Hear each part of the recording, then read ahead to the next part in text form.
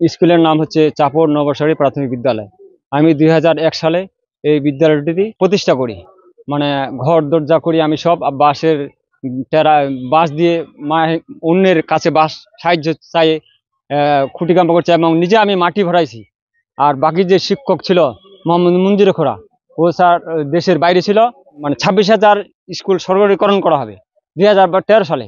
তখন ও বিদেশ থেকে আসে, কমিটিটা ওদের সভাপতি, তার আবার ফের ওই সভাপতি মারা যাওয়ার পর তার ছেলে আবার মিজনের সভাপতি হয়ে তার কাগজপত্র মন্ত্রণালয়ে পাঠিয়েছে। আমাদের যে আমার প্রথম শিক্ষক ছিলাম, এই কাগজপত্র জালিয়াতি করে আওয়ামী লীগ সরকারের প্রভাব খাটিয়ে তারা আমাদের নাম বাদ দিয়ে তারা জালিয়াতি করে ওদের পরিবারে 4 জন শিক্ষক তাদের নাম যাচাই বাছাই কমিটি দিয়ে পাঠাই দিছে। আর আমাদের নাম তখন তারা পাঠায় নাই। যে জালিয়াতি করেছে সেই শিক্ষক মঞ্জুর খোদা বিদেশি ছিল, তার বিচার আমি চাই। বান্ডেল থাকলে প্রতি সেনমানিতে টাকা বাঁচবে। বিকাশ সেনমানি বান্ডেল কিনে জিতুন প্রতি লেনদেনে। মূল বিষয়টা যখন 2001 সালে প্রতিষ্ঠিত হয় তখন কেউ এখানে খোঁজ খবর রাখেনি। যখন 2012 সালে পাঠদান অনুমতির পর যখন জাতীয়করণের পর্যায়ে বিষয়টা চলে আসে তখন সবারই দৃষ্টিগোচর হয় এবং স্বার্থন্বেষী মহল কিছু আমার বিরুদ্ধে বিভিন্ন জায়গায় বিভিন্ন রকম অভিযোগ দায়ের করে মামলা করে। মামলাটা বর্তমানে ঢাকা হাইকোর্ট বাংলাদেশের সর্বোচ্চ আদালতে বিচারাধীন। আমার বিরুদ্ধে যা কিছু সব কিছু মিথ্যা এবং বানোয়াট। যেহেতু হাইকোর্টের বিচারাধীন সেহেতু এখানে আর বাইরের কোনো আমার বক্তব্য নেই। হাফিজুল ইসলাম প্রতিষ্ঠাতা প্রধান শিক্ষক ছিল এই স্কুলের। বর্তমান যে প্রধান শিক্ষক আছে এ ছিল দেশের বাইরে, মঞ্জুরে খোদা। এ বাইরে থেকে আসে, তখন আওয়ামী লীগ ক্ষমতা, ওর চাষা ছিল পীরগঞ্জ উপজেলা আওয়ামী লীগের সেক্রেটারি। আওয়ামী লীগের প্রভাব দেখে এক স্কুল থেকে আউট করে দিছে।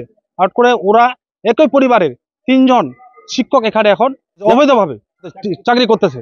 হাফিজুল এই জমিটা নিয়ে স্কুল করে এবং সে স্কুল চালাচ্ছে। পরবর্তী আওয়ামী লীগ গভর্নমেন্টের প্রতাপে পড়ে মঞ্জুরে খোদা তার ভাইকে দিয়ে এই সব কিছু তার নামে করে।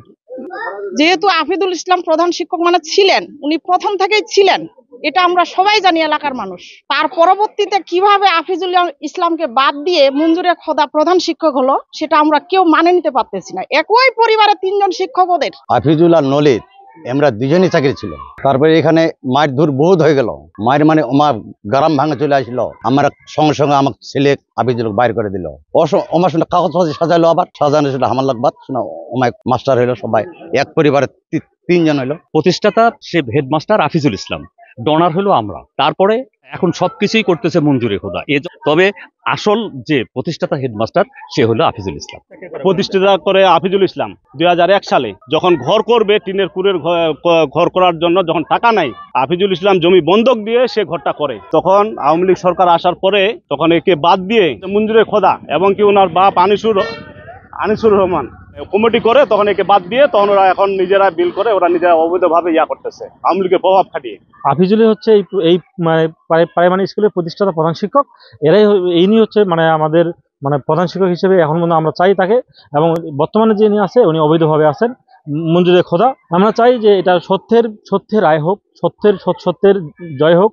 হাফিজুর রহমান আবার প্রথম প্রতিষ্ঠাকালে হেডমাস্টার, উনি আবার যেন এই প্রধান শিক্ষক হিসেবে আবার আসেন। হাফিজুল নামে একজন প্রাক্তন, উনি দাবি করতেছেন যে উনি প্রধান শিক্ষক ছিলেন।